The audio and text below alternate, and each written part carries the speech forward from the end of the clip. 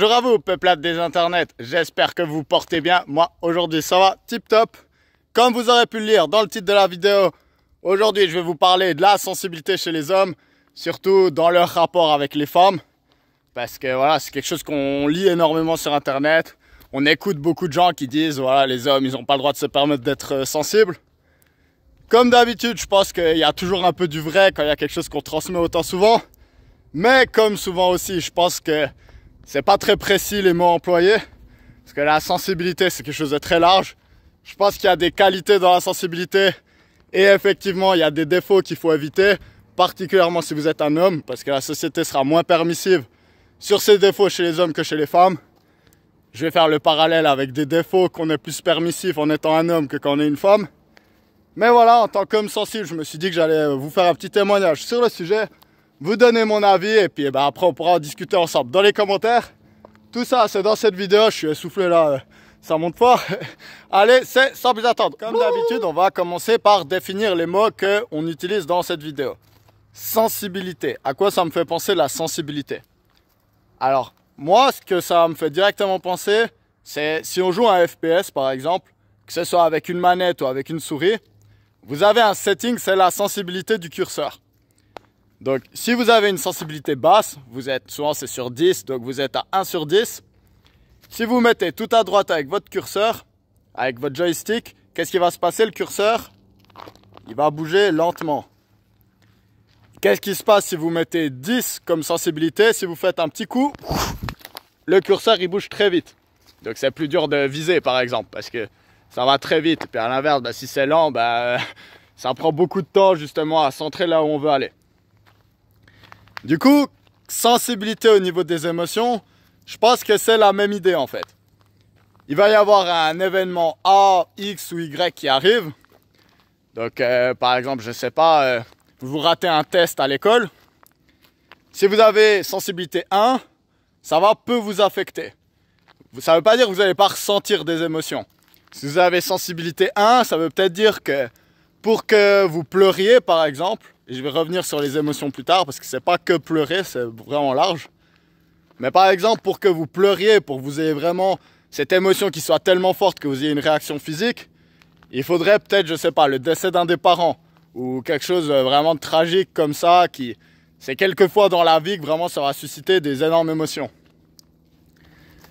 À l'inverse, si vous êtes sensibilité 10, qu'est-ce qui se passe? Vous êtes sur Instagram, vous voyez une vidéo à peine triste et puis vous allez directement verser des larmes. Vous allez être très triste, vraiment montrer beaucoup d'émotions en fait.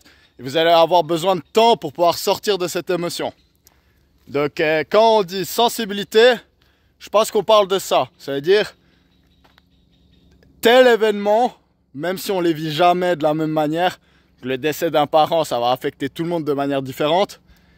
Mais justement, on pourrait s'imaginer ça. Un événement X, à quel point ça va changer les émotions. Et du coup, on pourrait dire que quelqu'un de sensible, c'est quelqu'un qui n'est pas stoïque. Même si je dirais que ça va plus loin, justement. Parce que le stoïcisme, c'est pas l'intensité à laquelle on ressent l'émotion, mais plutôt une réponse à laquelle, justement, on décide de non agir sur cette émotion. Donc ouais, déjà là, quand on commence à définir les choses, on voit que c'est un sujet très vaste. Première question qu'on pourrait se poser, c'est est-ce qu'on peut quantifier la sensibilité? Est-ce que c'est quelque chose d'objectif ou est-ce que c'est quelque chose de subjectif qui dépend du mindset et qui va fluctuer au travers du temps? Moi, mon avis, c'est qu'évidemment, le mindset, tout ça, ça va avoir un impact. Mais je pense que là-dessus, on est dans quelque chose de quasi neurologique en fait. Parce que les émotions, je le rappelle, c'est quoi? C'est des hormones qui sont sécrétées et qui nous font changer d'état, justement. On va parler de l'astrologie, on va parler ça plus tard. Là, on va se concentrer plus sur la science. Parce que c'est toujours même débattable. Est-ce que les sciences sociales, c'est vraiment de la science ou pas? Il y en a des qui vont dire que c'est des sciences molles. Moi, j'aime pas trop. Souvent, c'est des gens un peu autistes dans l'ingénierie, tous ces trucs, qui vont dire ouais, les sciences sociales, c'est de la science molle parce qu'ils y comprennent rien. Puis c'est pas juste des maths. Et puis du coup... vu qu'on est plus sur le côté hémisphère droit qu'hémisphère gauche du cerveau pour réfléchir aux sciences sociales, il y en a des, ils vont dismiss ça, ils vont dire que voilà, c'est du bullshit, c'est des conneries. Les sciences sociales, c'est pas de la vraie science. Moi, je suis pas de cet avis. Je pense qu'il y a des aspects très scientifiques, justement, en psychologie. Et un de ces aspects scientifiques, c'est l'étude du Big Five de la personnalité. Donc justement où on a défini des traits de personnalité, des traits de caractère. Et on essaye de justement les étudier pour comprendre si une personne elle se place dans le spectre. Donc c'est toujours un spectre. Et dans le domaine des émotions, il y a effectivement des traits de caractère qui vont nous expliquer comment on ressent certaines émotions. Il y en a deux spécifiquement. Il y en a un, c'est l'extraversion. Donc le continuum introversion-extraversion. L'extraversion, ça va nous parler de notre propension à ressentir des émotions dites positives. Donc l'excitation, la joie, l'euphorie, la grande motivation en fait. Ce genre d'émotions. Et là-dessus, effectivement, on peut se placer de 0 à 100. 0, on peut inverser le truc, ça ne change rien. C'est pas un score avec des valeurs en fait. Ça nous place par rapport au reste de la population. Donc si on est par exemple à 80 en extraversion, ça veut dire que dans une pièce avec 100 personnes prises totalement au hasard, il y en aurait 20 qui seraient plus extravertis que nous et 80 qui le seraient moins. Après, on pourrait changer l'échelle justement et puis dire, bah non, là vous serez à 20 si c'est extraversion-introversion. Je pense que quand on parle de la sensibilité des hommes, on ne parle pas de cette sensibilité émotionnelle-là. Donc cette capacité à ressentir ces émotions positives. Je pense qu'en général, quand on parle de la sensibilité des hommes, on est plutôt en train de parler du neuroticisme. Le neuroticisme, il va nous parler de notre stabilité émotionnelle. Et là-dessus, il y a une différence claire entre les hommes et les femmes. C'est-à-dire que les femmes, elles sont en moyenne, c'est des moyennes, elles sont plus neurotiques que les hommes. Ça veut dire qu'elles vont ressentir plus ces émotions négatives. Ces émotions, c'est par exemple l'anxiété, la culpabilité, la colère, la tristesse, la dépression. Pourquoi on pourrait dire que les femmes, elles ressentent plus ces émotions? Pourquoi on l'observe? C'est quoi la raison? Ce qu'on pourrait penser, c'est que de nouveau, il faut penser évolutivement, chasseur-cueilleur, tout ça. La femme, elle est plus à risque que l'homme en fait. Que ce soit pour elle-même et surtout quand elle a un enfant, elle est extrêmement vulnérable. Du coup, ça veut dire quoi? En fait, c'est un peu un fardeau que les femmes doivent porter. C'est que comme elles doivent être le relais du bébé vraiment dans le monde, elles doivent voir les risques, les situations non pas par rapport à elles, mais par rapport au bébé. Donc forcément, si vous êtes un homme chasseur, donc là je vais rentrer dans les stéréotypes, hein, mais on essaye d'expliquer pourquoi il y a cette différence entre les hommes et les femmes. Si vous êtes un homme chasseur et que vous voyez des animaux, vous ne devez pas avoir trop peur. Vous devez vous dire, ok, maintenant je vais prendre ma lance et puis je vais le massacrer parce qu'on est autant fort que lui, on est plusieurs, on va y arriver. Si vous êtes une femme avec un enfant dans la nature et puis que vous êtes en train de cueillir ou je sais pas quoi, et que vous voyez le même animal, bah pour vous il est beaucoup plus dangereux parce que vous avez votre enfant en fait. Voilà, aujourd'hui on croise plus beaucoup d'animaux dangereux dans la nature. Mais en tout cas, ça serait une des raisons biologiques qui explique pourquoi les femmes, elles sont plus susceptibles justement d'être dépressives, anxieuses, d'avoir de la culpabilité. Ça, on peut le mesurer scientifiquement. Et moi, pour la petite anecdote, j'ai passé ce test du Big Five et je fais aucun jugement de valeur parce que moi, je suis à plus de 90 sur les deux. Hein. Donc que ce soit le neurotisme ou l'extraversion, je suis hyper haut. Donc ça veut dire quoi? Ça veut dire que ma vie, c'est vraiment des moments où je suis extrêmement excité, joyeux, heureux, euphorique, et des autres moments où j'ai des pensées extrêmement sombres et c'est très compliqué. Donc déjà là, on peut se dire que effectivement, je pense, on peut objectivement dire est-ce que quelqu'un est plutôt sensible ou ne l'est pas en fait, en faisant un peu une moyenne de ces deux émotions. Mais pour cette vidéo, comme je l'ai expliqué, on va surtout se concentrer sur le neuroticisme. She got them apple jeans and the Reeboks with the shirt. The whole club was looking at her. She hit the floor, she hit the floor, she hit the floor. Shawty got low, low, low, low, low, low. Alors, maintenant qu'on sait ça, revenons au conseil que les coachs en séduction masculin ils vont donner aux hommes, qui est ne soyez jamais sensible devant votre femme ou votre copine. Donc ne pleurez pas devant elle, ne soyez jamais stressé, soyez un rock émotionnel et surtout montrez pas votre sensibilité parce que ça sera utilisé contre vous et votre femme, qu'elle le veuille ou non. Alors eux ce qu'ils vont dire c'est que les meufs elles vont gaslighter, elles vont dire oui, ce qui est vrai, la plupart du temps, elles vont dire oui, moi je veux un homme sensible, mais elles vont perdre le respect si vous pleurez devant elles. Alors, je vais démonter cet argument en deux parties. La partie que je pense que c'est vrai, malheureusement, alors c'est comme ça, moi je vous dis ce que je pense. Je suis pas là pour vous mentir et vous dire allez-y, pleurez sur l'épaule de votre copine, elle va vous trouver super masculin et puis ça va lui faire monter énormément de désir pour vous. Je vais pas être ce gars-là, mais je vais vous expliquer pourquoi il y a des aspects c'est faux et comment votre sensibilité ça peut être un atout justement avec les filles. Donc là, je vais vous parler d'expérience. Mais on va commencer par parler de pourquoi c'est vrai en fait. Si on revient dans le Big Five et les traits de caractère en psychologie et qu'on parle de compatibilité amoureuse justement liée à ces traits du Big Five, alors là on n'est pas dans les opposés s'attirent, mais la plupart du temps on est plutôt dans qui se ressemble s'assemble. Alors on va prendre l'extraversion, l'introversion comme exemple. Dans un couple, ben voilà, vous êtes introverti ou extraverti, ça va plutôt faire que si vous êtes extraverti, vous allez aimer les situations où il y a beaucoup de monde, où vos sens vont être stimulés, parce que vous avez une plus grande tolérance à la dopamine. On a une plus grande tolérance à la dopamine quand on est très extraverti.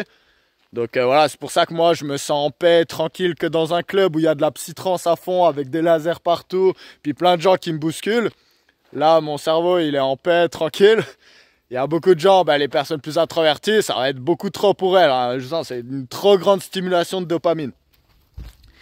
Et du coup, d'un point de vue de compatibilité, pour l'extraversion et l'introversion, alors on peut faire des efforts et faire marcher même quand il y a des différences, mais c'est compliqué, ça va créer des conflits souvent, et ça va demander des compromis. Parce que justement, la personne extravertie, elle voudra mettre la musique plus fort, elle voudra sortir, rencontrer des nouvelles personnes. Et quand elle sera dans un groupe, elle va vouloir parler à tout le monde. Alors que la personne introvertie, elle préférerait rester à la maison, qu'il y ait des lumières un peu tamisées, puis la musique pas très fort. Puis c'est des personnes qui sont beaucoup plus à l'aise dans les interactions un à un en fait. Souvent, si on est dans un grand groupe de personnes, elles vont un peu s'effacer, pas trop parler en fait, et puis ça peut créer de la frustration. Donc si on parle de l'extraversion et l'introversion, là c'est important d'être dans le même niveau. Puis on peut parler pareil avec la conscienciosité, donc c'est notre rapport au devoir, on pourrait dire en fait, à la morale et ce genre de choses, mais il y a aussi une composante avec l'ordre. Alors l'ordre, j'ai déjà dit plusieurs fois dans mes vidéos, l'ordre c'est une des raisons principales des divorces. Hein. Parce que, en fait, si vous êtes très différents sur le rangement, concrètement, il y en a un, il va arriver dans une pièce, et c'est le rangement, l'ordre, c'est la tolérance au dégoût. C'est un peu ça qui est mesuré exactement. Et du coup, s'il y en a un qui est très consciencieux, il va arriver, il va voir la vaisselle qui n'est pas faite, les chaussettes traînées sur la table, le verre qui n'a pas été rangé. Et puis qu'est-ce qui se passe? Il va péter les plombs. Il ou elle va péter les plombs, parce que ça peut être dans les deux sens. Et du coup, cette personne, elle va se mettre à ranger. Et l'autre, elle arrive et elle ne ressent pas ce stress. Du coup, peut-être elle a du stress du travail ou de je sais pas quoi. Et du coup, ça c'est moi par exemple. Du coup, première chose qu'on fait, on fait quoi? On enlève les chaussures, on les laisse, on les balance n'importe où. Et après, on va sur le canapé, on se pose et puis on mange. Et puis la vaisselle, on fait demain parce que là, on a le ventre bien plein et puis il faut aller dormir. Donc là, s'il y a une grande différence, ça va créer des micro-conflits tous les jours. Donc tous les jours, il y en a un, il va dire « Ouais, mais tu ranges jamais » et l'autre, il va dire « Ouais, mais tu fais toujours chier, moi j'aimerais aussi vivre ma vie sans être toujours avec un psychorigide. » Et comme je l'ai expliqué avant, il n'y a pas de juste ou de faux. Donc moi, je suis dans un certain extrême dans ce niveau-là, parce que moi, mes traits de personnalité, ils sont que dans les extrêmes, j'ai rien qu'au milieu. Mais ça ne veut pas dire qu'il n'y a personne qui est plus à l'extrême que moi. Donc il y a des meufs, elles peuvent être plus bordéliques que moi, et puis là, c'est moi qui me retrouve dans cette situation. Je suis, ouais, bon, si tu viens chez moi, fais un peu un effort, quoi. Du coup, là, il faut un peu se retrouver pas très loin. Alors, on sera jamais pile poil à la même place, mais si on n'est pas très loin, c'est plus simple de faire des compromis. Tandis que là, dans ce trait de caractère, s'il y a des énormes écarts, ça va créer des conflits tous les jours. Le neuroticisme, en anglais c'est neurotisme, en français c'est neuroticisme, du coup désolé si des fois je vais faire des fautes là-dessus. Mais là, ça échappe à cette règle. Là, c'est les opposés s'attirent, c'est le plus important. Pourquoi justement? Parce qu'en fait, ce que j'ai lu, Donc voilà, moi j'ai pas fait les études sur le sujet pour vous confirmer que c'est vrai, mais en tout cas ça me paraît assez logique. C'est que deux couples avec deux personnes qui sont très neurotiques, névrotiques, je sais pas trop, voilà, vous avez compris de quoi je parle. Il y a des risques que ça casse assez vite en fait. Pourquoi? Parce que justement, il faut un peu un rock. Là on en revient, c'est en astrologie, l'eau et la terre. Si on a deux rocks, la vie elle est plane quoi. Ça va vraiment, on s'occupe du quotidien, on s'occupe des choses un peu chaque jour. Et ça manque un peu ce vie, ce peps un peu. Puis au contraire, bah, si on est deux personnes très névrotiques, voilà, vous avez compris de nouveau de quoi je parle. Ça va être compliqué justement, parce qu'il y en a, il va être dans une de ces phases en bas. Il va être là, ouais, putain, là ça va pas au travail. Et puis en plus, là, les complots qui sont en train de se passer, oh, on est tous foutus dans quelques années. Puis en plus, là, oh là là, je crois que je commence à tomber malade et pas être bien. Donc ça, et l'autre personne, en fait, au lieu de pouvoir dire, mais non, t'inquiète pas, ça va aller, ça nous affecte pas directement, et puis de toute façon, ça peut changer les choses, etc. Bah, l'autre personne, ça va la mettre bas aussi, et puis peut-être qu'elle est dans un autre état d'humeur, et en fait, ça va tirer contre le bas. Donc, bah, c'est une des réalités, c'est que souvent, deux personnes névrotiques, elles vont pas très bien ensemble. Sur le long terme, en tout cas, c'est compliqué. C'est mieux d'avoir un rock et une personne un peu souciante. La personne souciante, elle est importante, hein, parce qu'au moment de partir en vacances, il y en a un, il est tout tranquille, il se dit « Ouais, je peux faire les affaires demain ». L'autre, ça fait un mois qu'il flippe là-dessus, et puis qui se dit « Non, non, non, mais est-ce qu'on a préparé les passeports? Est-ce que les tickets, ils sont prêts? Est-ce qu'on a le plan B, le plan C, le plan D, le plan X ?» Donc vous voyez, là-dessus, sur ce trait de caractère, les opposés s'attirent et vont très bien ensemble. Et du coup, bah, c'est là où la différence tendancielle, de nouveau, c'est pas une différence absolue, mais c'est tendanciel, que les femmes sont plus neurotiques que les hommes, ben là, tout son poids en fait. Parce que ça veut dire quoi concrètement? Ben, ça veut dire que c'est vrai que quand on est une femme qui est très névrotique, donc qui va se faire beaucoup de soucis, qui va des fois avoir des périodes de blues assez intenses, ben ça aide en fait d'avoir un copain ou un mari qui est le rock.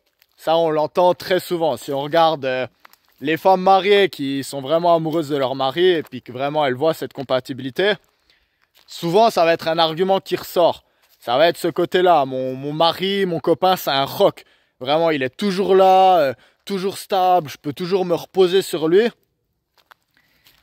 Et puis ben voilà, c'est une qualité qui est recherchée justement, surtout plus une femme va être névrotique, plus elle va trouver ben, justement apaisant, réconfortant d'être avec un homme qui est stable émotionnellement. Et à l'inverse, plus elle va être névrotique, plus ça va être un problème pour elle d'être avec un gars qui c'est aussi une girouette émotionnelle en fait. Ça va être très compliqué, c'est genre, ok bon moi déjà, les problèmes de la vie je les prends très à cœur, c'est très compliqué. Si en plus quand je rentre à la maison, mon copain il est aussi en total désespoir, ça va pas trop le faire en fait. Et ça, bah, c'est une réalité. Donc voilà, les gars, désolé là-dessus. Je suis d'accord avec la phrase, c'est mieux de ne pas pleurnicher devant sa copine. Parce que effectivement, si elle est très névrotique, ça va être compliqué. Et là-dessus, bah oui, c'est un double standard. Donc c'est pas la même chose pour les femmes. Justement parce qu'il y a cette propension où les hommes sont plus stables émotionnellement.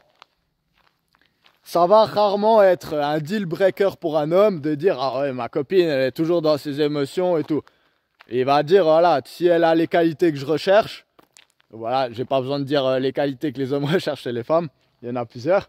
Mais on va dire, si elle a ces qualités-là, ben, je peux plus facilement accepter que ce soit un peu une girouette émotionnelle. Moi, voilà, quand elle est dans son monde, je l'écoute un petit moment, après je vais pêcher, et puis voilà, moi ça m'affecte pas trop. » Ça, c'est ça qu'un homme qui est peu névrotique, il pourrait dire justement.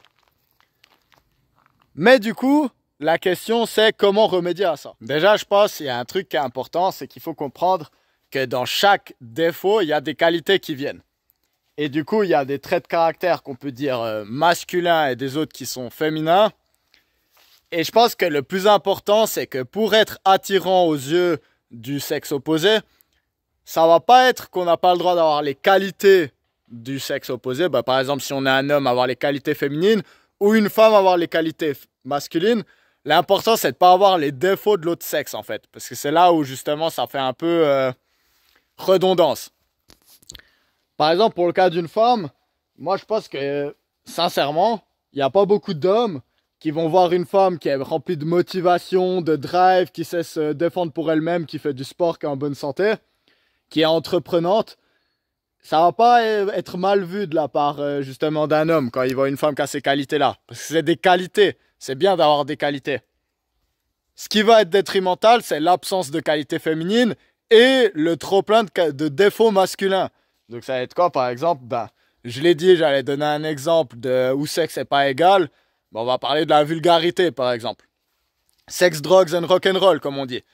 Voilà, si on est un gars et puis qu'on est vulgaire, un peu beauf, beaucoup de femmes, elles peuvent voir ces défauts-là. Elles vont pas dire c'est des qualités que le gars il soit vulgaire, qu'il rôde, qu'il dise des gros mots ou qui des fois ils sont un peu insensibles sur les autres. Ce qu'elle va voir, c'est les qualités qui sont liées justement à ça. De nouveau, le fait qu'il soit entreprenant, qu'il s'en fout un peu de comment on le juge et ce qui démontre en fait qu'il peut se défendre, ce genre de choses. Par contre, une femme vulgaire, oui, c'est vrai que les hommes, on se dit, voilà, moi je suis déjà vulgaire, je rôde, je pète et puis je suis pas toujours présentable en société. Ça m'aide d'avoir une copine justement qui est bien propre, qui justement elle a cette douceur un peu, tout ça. Et puis si elle a un peu les mêmes défauts que moi que j'ai, ça va bloquer. Et du coup, on en revient pareil avec les hommes. La sensibilité de l'homme, elle vient avec des bons côtés et des aspects négatifs, justement. Et je pense que si on veut être attirant aux yeux des femmes quand, justement, on est un homme sensible ou neurotique, comme je l'ai expliqué, c'est pas l'important, c'est pas de supprimer les qualités féminines. Ça, c'est justement la mauvaise piste que je pense que beaucoup d'hommes font. Mais c'est surtout d'essayer d'éviter d'avoir les défauts féminins avec une femme, je sens qui aurait ces défauts-là. Donc on en revient à ça. Si vous êtes un homme sensible et puis que, vous avez un ami, vous lui avez écrit un message pour l'inviter quelque part et puis et il a juste répondu désolé je peux pas parce qu'il était occupé à faire ses trucs et puis il y pensait pas trop.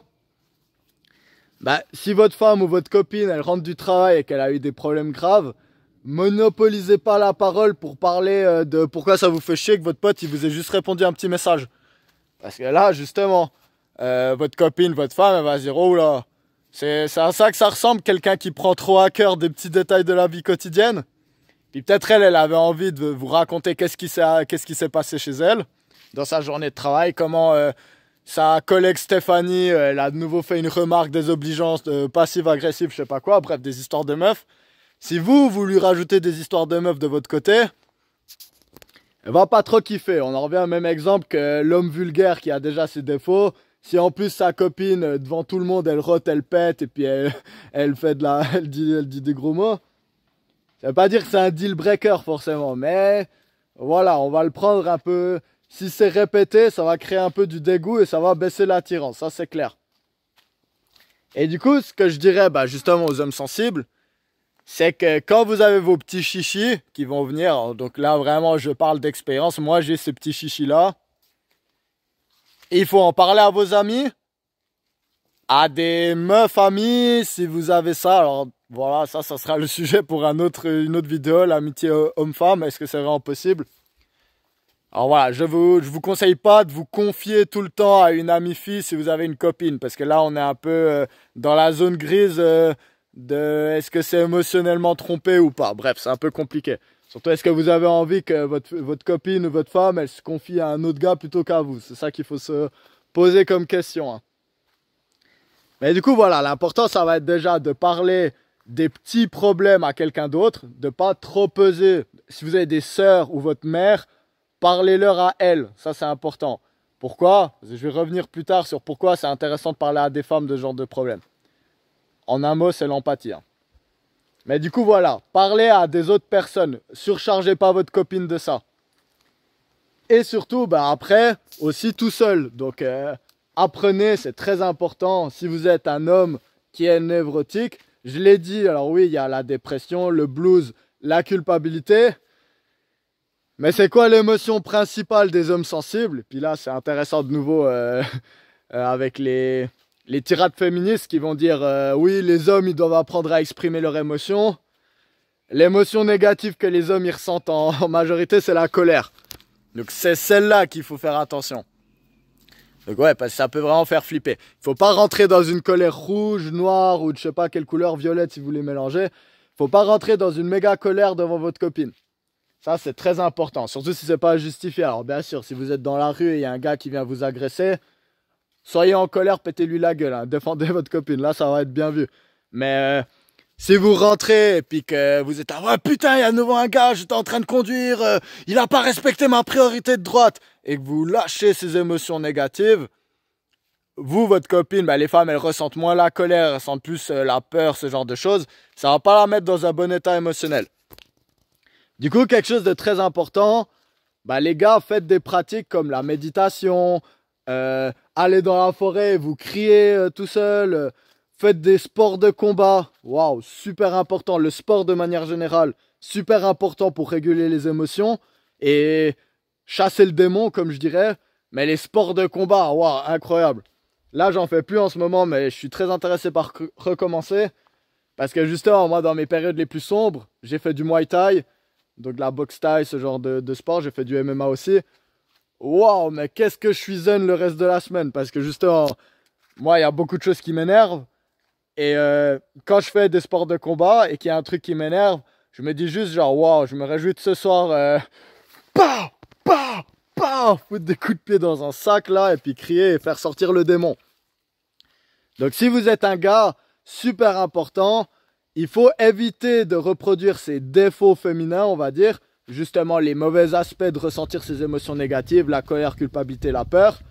Il faut apprendre à les gérer vous-même. Apprendre à pas avoir qu'une personne, parce que ça c'est le problème des hommes. Parce qu'ils vont dire ah je peux pas être sensible devant ma copine. C'est parce que quand ils sont avec des gars, ils vont pas pouvoir se montrer sensibles, ils vont pas exprimer leur tristesse, ce genre de choses, ils vont jouer un rôle. Ils ont pas de potes meufs et ils ont que leur copine qui remplace leur mère parce qu'ils parlent plus à leur mère. Du coup qu'est-ce qui se passe? Dès qu'il leur passe un petit truc, ils doivent tout se confier et puis tout décharger sur leur copine. Et ça, effectivement, ça tue l'attraction. Du coup, je répète les conseils. Le sport, sport de combat encore mieux. La méditation, les exercices de respiration pour ressentir. Donnez-vous un moment. Donc, vous allez faire une marche 30 minutes dans la forêt ou au bord de la plage ou j'en sais rien quoi. Ou vous vous asseyez et puis vous ressentez ça et vous vous laissez cet espace pour ressentir. C'est votre espace. Comme ça, vous n'aurez pas besoin de régurgiter tout.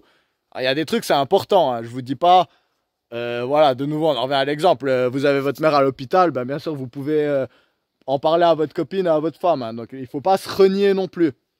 Mais il faut comprendre, c'est quelque chose, c'est un défaut vraiment il va falloir travailler et puis pas régurgiter tout le temps. Maintenant qu'on a parlé de comment éviter les défauts qui sont liés à cette sensibilité, je vais parler qu'est-ce que c'est les qualités sur lesquelles vous pouvez tabler. Parce que du coup, les hommes neurotiques, ils vont avoir des qualités que les hommes qui ne le sont pas ont pas justement. Puis une de ces qualités, je pense qu'elle se résume avec l'empathie. Quand vous avez une femme qui dit sincèrement, pas juste pour faire genre qu'elle a une empathie tellement grande qu'elle peut accepter un copain qui fait que de pleurnicher sur ses épaules pour un oui ou pour un non, ça c'est du capping, c'est pas vrai. Hein. C'est du gaslighting pour se montrer vertueux, ostentatoire, tout ça. Mais il y a quand même des meufs qui vont dire « Moi j'aime avoir un copain sensible » et qui le pensent vraiment. Alors de nouveau, elles ne pensent pas au pleurnichement et tout. Mais ce qu'elles pensent, qu'est-ce qu'elles disent par là quand elles disent « Moi j'aime bien avoir un copain ou un mari sensible », c'est qu'il est empathique. Et là-dessus, là où je pense que vraiment les hommes sensibles, on a une carte à jouer, c'est sur l'écoute. Parce que vraiment, on peut ressentir du coup les émotions d'une femme. Parce qu'un des défauts, alors oui, il y a le côté mon copain, c'est un rock stable, il n'est pas neuroticique, je sais plus de nouveau comment on dit pour la 10e fois de la vidéo, mais il est stable émotionnellement, du coup c'est un rock sur qui je peux m'appuyer. Mais des fois, qu'est-ce que ça peut créer comme problème? C'est mon copain, il s'en fout. Donc là, on en revient avec le même du Capricorne. Parce que le Capricorne, voilà, moi je suis Cancer, du coup c'est exactement ça, signe ultra féminin. L'opposé du Cancer, c'est quoi? C'est le Capricorne. ultra droit dans ses émotions avec un an de recul. C'est la copine, elle parle à son copain Capricorne, elle lui dit oh non mais je suis désespéré, il s'est passé un truc au travail. Et le Capricorne il regarde ça et puis il sait pas du tout comment gérer ses émotions, il dit tiens du dentifrice. Voilà, moi c'est un mème, il m'a toujours fait marrer parce que c'est ça, c'est genre pas savoir en fait. Oh mon dieu, mais je comprends. Il a de l'amour, il aimerait aider, mais il n'arrive pas à se mettre dans la place de la meuf qui a vraiment un désespoir parce que il y a tout qui s'acharne sur elle et puis elle comprend pas et tout. Et si vous êtes un homme sensible, bah c'est là où vous avez une carte à jouer. Parce que si vous arrivez à pas avoir les défauts qui viennent avec, pas pleurnicher, pas avoir des excès de colère, pas être dans un désespoir profond, vous arrivez à gérer ça de votre côté, vous arrivez à vous devenir les qualités du rock justement, du rock émotionnel quand vous êtes avec votre copine. L'avantage c'est que vous pouvez vous mettre à sa place en fait justement. Elle va vous dire ouais non mais tu te rends compte, moi je suis allé, mes parents ils m'ont envoyé une photo de toute la famille ensemble, ils s'étaient réunis pour l'anniversaire de ma soeur, ils m'ont pas invité. Et là quelqu'un de sensible justement il pourrait dire oh putain si ça m'arrivait ça serait horrible. Et on se met à la place de l'autre justement. Et en fait on peut même ressentir cette émotion à la place de l'autre. Et là je pense que quand on sait écouter, on sait se mettre à la place de l'autre. C'est justement, waouh, mon Dieu, on laisse l'autre parler, c'est important. Et après, on répète la situation comme si ça nous était arrivé. Ça, c'est très apprécié, qu'on soit un homme ou une femme. Ah ouais, non, mais je comprends vraiment. Ah ouais, ils t'ont envoyé une photo, ils étaient toute la famille réunie, et puis toi, ils t'ont pas invité. Ah, je comprends, c'est vraiment triste. Et en fait, le fait de se mettre à la place de l'autre, et de lui donner l'espace justement pour exprimer ces émotions-là. Si vous avez réussi à faire ce travail justement de traitement pour devenir plus stoïque, on pourrait dire, parce que de nouveau le stoïcisme, c'est pas ne pas ressentir les émotions, mais c'est réussir à prendre du recul et à concrètement pas se laisser abattre par les choses qu'on n'a pas d'impact. Là, je pense que c'est la grande qualité que les femmes elles disent, j'aime avoir un copain sensible. C'est justement ce côté-là, c'est le côté... Quand il se passe quelque chose, il va vraiment se mettre à ma place. Ou même, il va être prévoyant, justement. Il va pas se montrer. C'est quoi l'inverse de sensible? C'est insensible. Donc, il va prévoir. De nouveau, on a ce côté-là où le neuroticisme, ça nous permet d'éviter des dangers. Donc, il y aura les dangers. Ben, nous, j'ai parlé avant des animaux qui pourraient venir nous attaquer ou j'en sais rien quoi. Ou un homme louche, suspect, ben, on va se dire vite, est-ce qu'il va m'agresser ou pas? Il n'y a pas que ça, il y a aussi les problèmes émotionnels.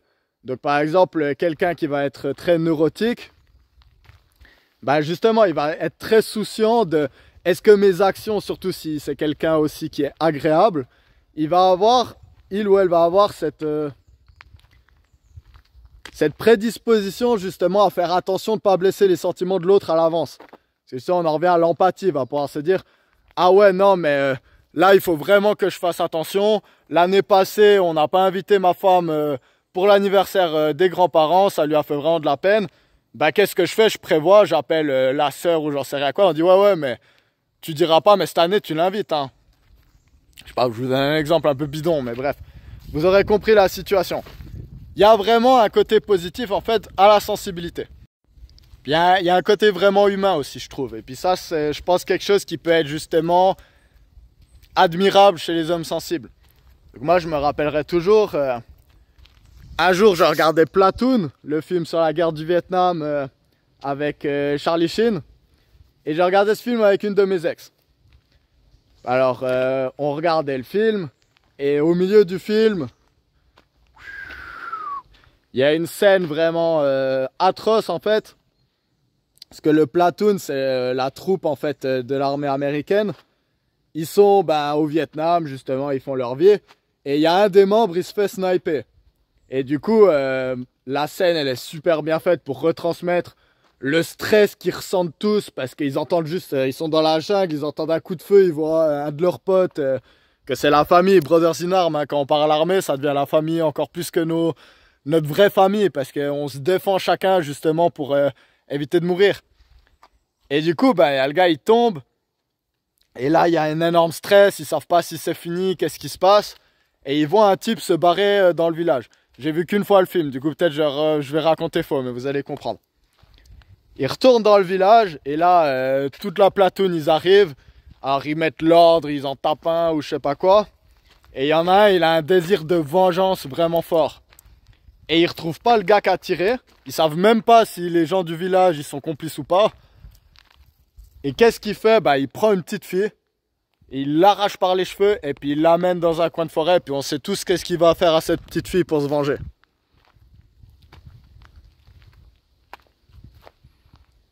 Puis bref, bah moi je regarde ça et puis ouais, même là ça me refait un peu, mais je dois mettre pause au film et puis je m'effondre en larmes en fait. C'était vraiment bien fait, vraiment la scène elle est bien faite parce que on se met dans la place du platoon, on voit le stress qu'ils vivent à avoir été envoyés dans une guerre qui servait à rien à part enrichir des intérêts. Une guerre où justement il n'y a pas de sens parce que les gars ils croyaient qu'ils allaient aller être accueillis comme à la Deuxième Guerre mondiale comme des héros, alors que même les Vietnamiens qui sont dans leur côté, entre guillemets, bah, ils viennent en mode mais vous réalisez pas le bordel que vous venez foutre dans notre pays. Puis voilà, moi les scènes avec les enfants et puis les atrocités comme ça me rappelle toujours que il y a le mal il existe en fait, et que des fois le pire c'est que hurt people. Les personnes blessées blessent les autres gens. Donc on a un gars, il est dans le deuil d'un de ses frères, il fait quoi? Il se dit, je vais lâcher toute ma haine dans un exemple de pureté comme un enfant quoi. Et moi ça m'a vraiment fait pleurer, moi ça m'a vraiment touché cette scène. Et là ma copine, trop une ouf, elle m'a pris dans les bras, et là j'ai pleuré sur ses épaules. Après on a fini le film et puis voilà, et puis le soir on a couché ensemble, c'était formidable comme d'habitude avec elle. Ça l'a pas dégoûté justement, et puis je pense au contraire, ça lui a montré que j'avais de l'humanité. Puis cette sensibilité là, il faut pas en avoir peur en fait, il faut pas avoir peur de la montrer je pense. Parce que il y a des choses, justement je pense que c'est un peu plus l'inverse. C'est qui c'est qui regarde une scène comme ça et qui rigole? Qui c'est qui regarde une scène comme ça et puis c'est le moment où il fait une avance à la fille? Non, ça va pas. Là, ça montre, je sens on peut se mettre dans des situations, on peut vouloir voir l'innocence, la pureté d'un enfant. Puis même si c'est un film, pourquoi ça fait pleurer? Bah parce qu'on sait que c'est des choses qui sont arrivées. C'est des choses qui arrivent toujours aujourd'hui dans les conflits et puis c'est vraiment atroce. Et du coup, je dirais que quand on est un homme sensible, ça, c'est le genre de côté que des fois, on n'a pas envie de montrer. On n'a pas envie de montrer que les choses, ça nous touche en fait.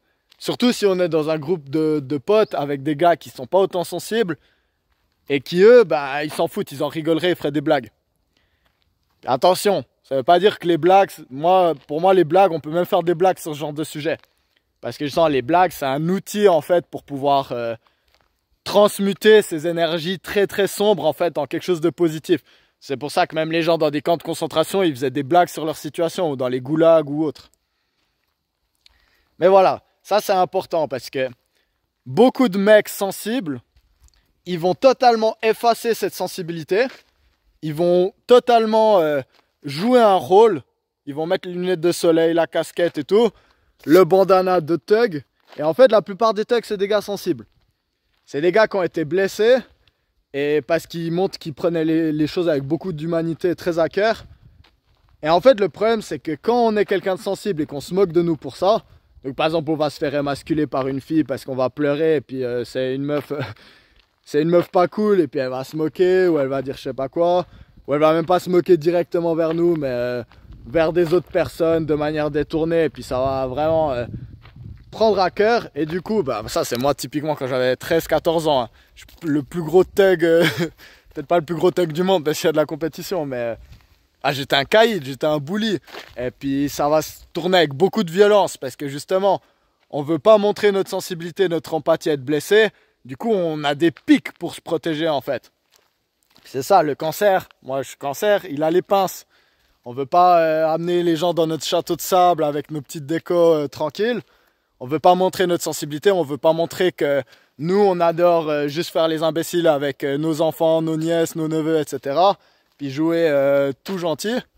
Et du coup, qu'est-ce qui se passe? Pour protéger notre sensibilité, on arbore le rôle du caïd. Donc, non, moi je suis pas insensible, moi je peux péter la gueule à des gens sans souci. Et là, on va mettre un masque narcissique justement pour protéger cette sensibilité. Et je pense que ça, c'est... Derrière chaque caïd, il y a un mec qui protège ses émotions en fait. Et je pense justement que par rapport à ce que j'ai dit avant, c'est pas une des bonnes solutions. Mettre le masque du mec dur, c'est pas une bonne solution. Il y a masque, ça masque, vous voyez ce que je veux dire. On peut, comme j'ai dit, se montrer fort, mais pas déguiser notre sensibilité. C'est oui, tu sais que je suis sensible, ce que tu me dis ça m'impacte, mais maintenant je prends le recul, je t'écoute et je me montre comme un roc parce que c'est la situation, il faut se montrer comme un roc. C'est là où c'est très important d'apprendre à transmuter ces émotions négatives de la bonne manière et pas de les permuter dans de la violence ou des choses justement comme ça qui n'ont pas de sens. Des fois, cette sensibilité, on aimerait vraiment la cacher. Puis je vais vous donner un autre exemple qui est typique pour parler justement de ça avec les filles.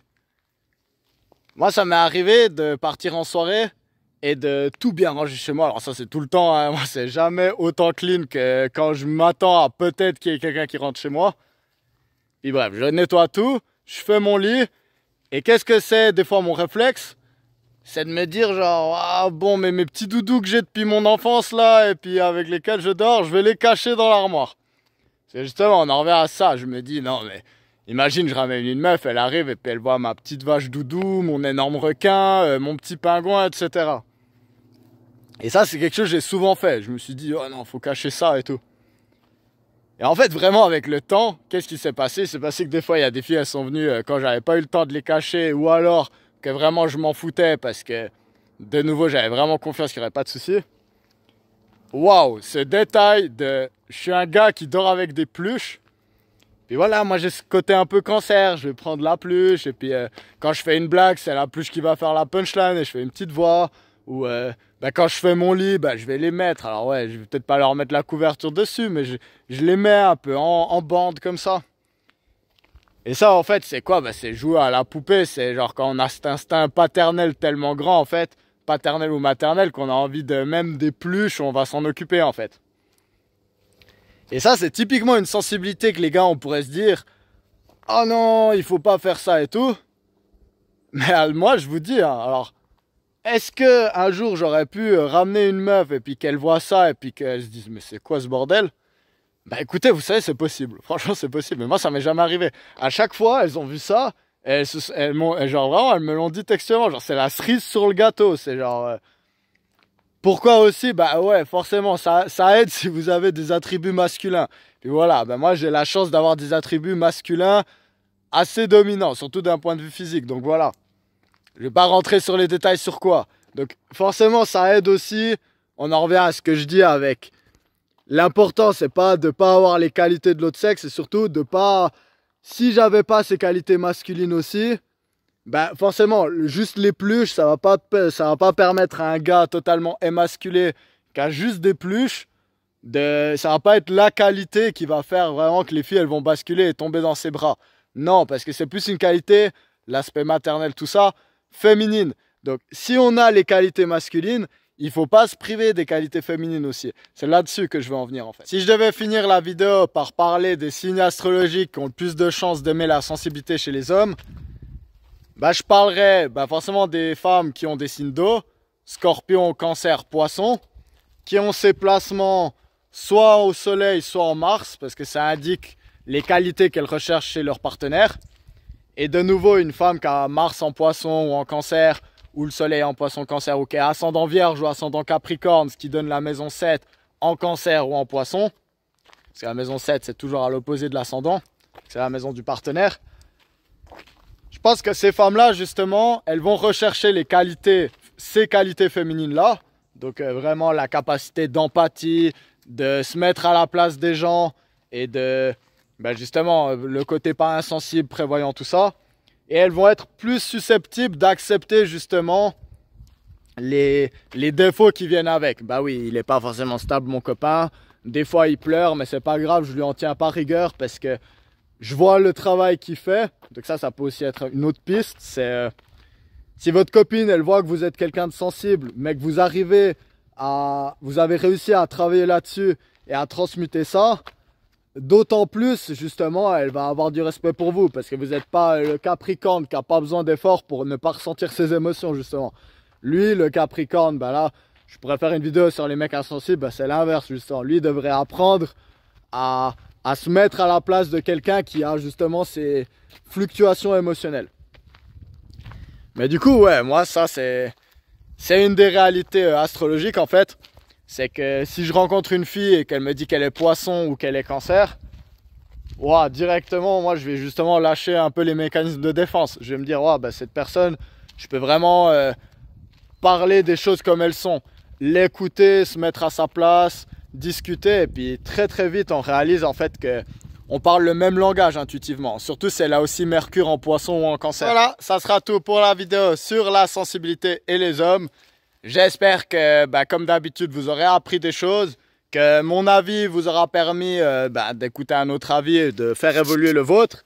Et surtout, j'espère que si vous êtes un homme, vous regardez cette vidéo et que vous réfléchissez à ce sujet, ça vous permet un peu de prendre du recul sur ces émotions, sur cette sensibilité, en tirer les bénéfices, les aspects positifs et comme toujours essayer un peu de gommer les défauts qui peuvent arriver. Parce que le but, voilà, ça c'est mon côté ascendant vierge. Le but, c'est toujours de progresser et de faire progresser les autres. Voilà, c'est pour ça que je trouve que ce témoignage, il était important que je vous le fasse avec le cœur. En tout cas, je me réjouis de vous retrouver pour des nouvelles vidéos où je vous parle de tous les sujets possibles et inimaginables. J'espère que vous vous portez bien et que vous ressentez pleinement vos émotions sans les refouler. Acceptez la magie de votre vie.